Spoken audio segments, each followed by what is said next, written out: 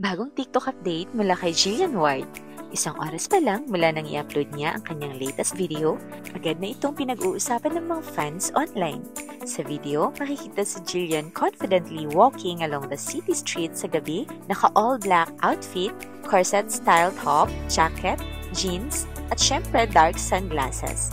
Ang lakas ng dating, classy, chic, at mysterious vibes habang naglalakad siya sa ilalim ng mga city lights. Dahil dito, maraming netizens ang humahanga hindi lang sa kanyang fashion style, kundi pati na rin sa kanyang confidence at presence on screen.